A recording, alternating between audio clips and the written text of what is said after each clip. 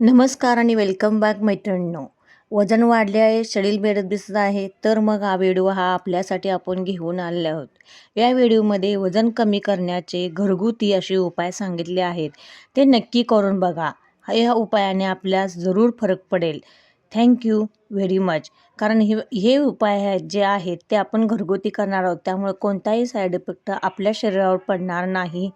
त्यामुळे हा व्हिडिओ न स्किप करता जरूर बघा.